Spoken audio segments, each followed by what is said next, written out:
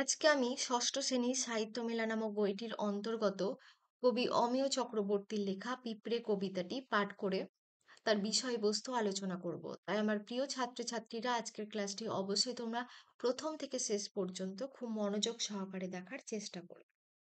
আর এই চ্যানেলে যারা নতুন ছাত্রছাত্রী আছো তারা অবশ্যই চ্যানেলটিকে সাবস্ক্রাইব করো এবং পাশে থাকা বেল আইকনটির অল নোটিফিকেশন সেট করে রাখো। তাতে আমাদের ক্লাসের যে ভিডিওগুলি আপলোড করব তার নোটিফিকেশন তোমরা পেয়ে যাবে।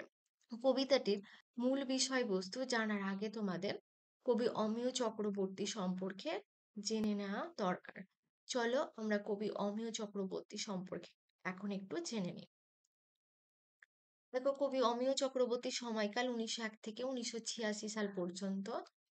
তিনি আধুনিক বাংলা কবিতার একজন অন্যতম প্রধান কবি ছিলেন। তার রচিত কাব্যগ্রন্থগুলির নাম দেখে নাও: এক মুঠো, পারাপার, পালাবদল, পুষ্পিত ইমেজ, ঘরে ফেরার দিন। মার্কিন যুক্তরাষ্ট্রের নিউ পালচ বিশ্ববিদ্যালয়ে তিনি অধ্যাপক ছিলেন আর 1963 সালে সাহিত্য আকাদেমি পুরস্কার পান। এই কবি পরিচিতিটি অবশ্যই তোমরা ভালো করে পড়ে নিও, এখান থেকে তোমাদের কিছু প্রশ্ন পরীক্ষায় আসতে পারে। এখন আমি মূল আলোচনার বিষয়ে চলে যাচ্ছি। কবি অমিয় চক্রবর্তী এই পিঁপড়ে কবিতাটির মধ্য দিয়ে পিঁপড়েদের জীবন চিত্রকে অতি সহজ সরল ভাবে তুলে ধরেছেন। এই পৃথিবীতে ছোট বড় নানা ধরনের প্রাণী বাস করে, আর প্রত্যেকটা প্রাণী কিন্তু নিজেদের কাজ নিয়ে সর্বদা ব্যস্ত থাকে। আর এই পিঁপড়ের জীবন চিত্রের মধ্য দিয়ে কিন্তু কবি উম, মানুষের জীবনের কথাকেও তুলে ধরেছেন। পৃথিবীতে যে ছোট বড় জীব বাস করে তারা সকলেই চিরস্থায়ী ভাবে পৃথিবীতে বাস করে না। যখন যার সময় হয় তখন সে এই পৃথিবী ছেড়ে চলে যায়। এই পিঁপড়ের জীবনের মধ্য দিয়ে কবি মানুষের জীবনের একটা চরম সত্যকে তুলে ধরেছেন। এখন আমি কবিতাটি পাঠ করে বিষয়বস্তু তোমাদের সাথে তুলে ধরছি। আহা পিঁপড়ে, ছোট পিঁপড়ে, ঘুরুক দেখুক থাকুক, কেমন যেন চেনা লাগে ব্যস্ত মধুর চলা। আমরা জানি যে পিঁপড়েরা আকারে খুব ছোট। এই পিঁপড়েদের প্রতি কবির সহানুভূতি প্রকাশ পেয়েছে, তাই কবি দেখো আহা এই শব্দটি ব্যবহার করেছেন। কবি চান পৃথিবীর অন্যান্য সমস্ত প্রাণীর মতো পিঁপড়েরাও এই পৃথিবীতে তাদের ইচ্ছে মতো স্বাধীনভাবে ঘুরুক, তারা পৃথিবীতে যা কিছু আছে সেগুলোকে দেখুক আর এই পৃথিবীতেই থাকুক। পিঁপড়েরা সবসময় কর্মব্যস্ত থাকে। পিঁপড়েদেরকে আমরা চুপচাপ কোথাও দাঁড়িয়ে থাকতে দেখি না।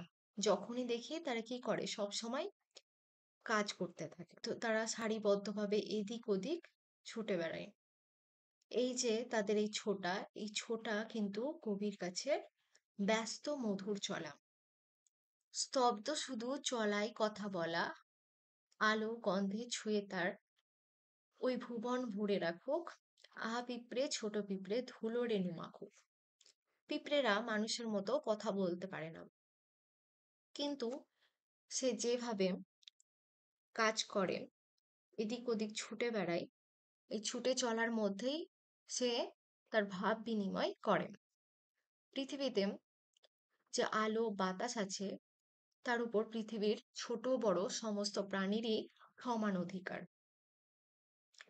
তাই কবিও চান যে পৃথিবীর এই আলো, এই গন্ধকে পিঁপড়েরা ছুঁয়ে যেন এই ওই ভুবন অর্থাৎ ওই পৃথিবীটাকে ভরিয়ে রাখুক।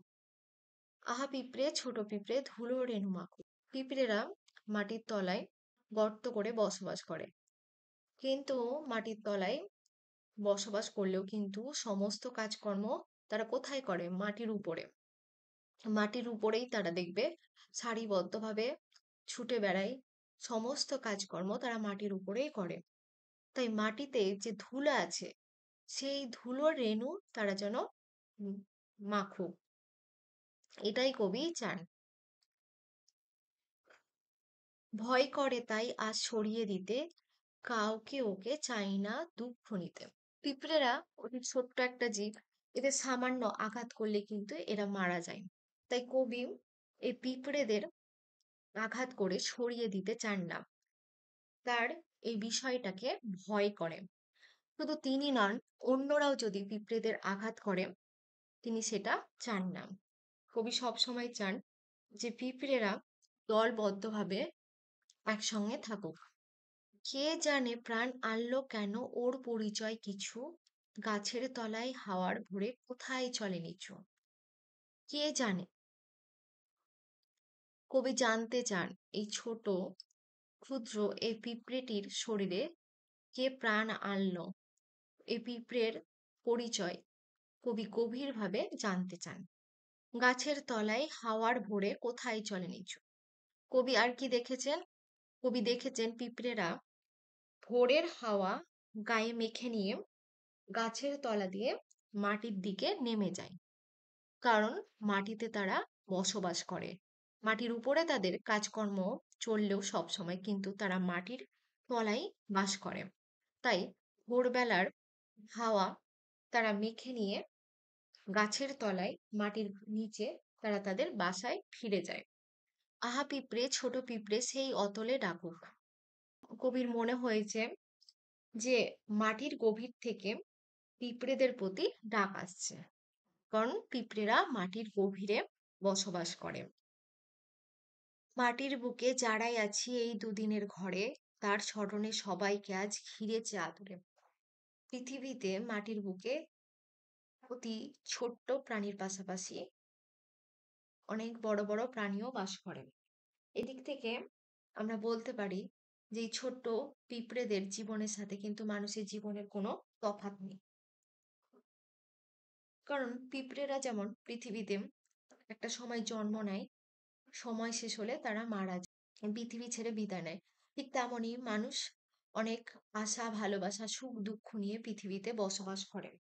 কিন্তু যখন তাদের সময় শেষ হয় তখন এই পৃথিবী ছাড়তে তাদের বাধ্য হতে হয়। আর এই জন্যই কবি পৃথিবীকে অর্থাৎ মাটির বুককে দুদিনের ঘর বলেছেন। প্রতিটি প্রাণীর সঙ্গে পৃথিবীর যেন একটা গভীর সম্পর্ক তৈরি হয়ে যায়। আর পৃথিবী মায়ার বাঁধনে গভীর আদরে সমগ্র জীবকুলকে ঘিরে রাখে। আজকের ক্লাসটি এই পর্যন্ত। যদি তোমাদের ক্লাসটি ভালো লাগে অবশ্যই তোমরা লাইক করবে, তোমাদের ক্লাসের বন্ধুদের সাথে শেয়ার করবে এবং চ্যানেলটিকে সাবস্ক্রাইব করবে। পরবর্তী ক্লাসে এই কবিতাটির হাতে কলমে যে বিষয়বস্তু আছে সেগুলি নিয়ে তোমাদের সাথে দেখা হবে। তোমরা সকলেই সুস্থ থেকো এবং খুব মনোযোগ সহকারে পড়াশোনা করো।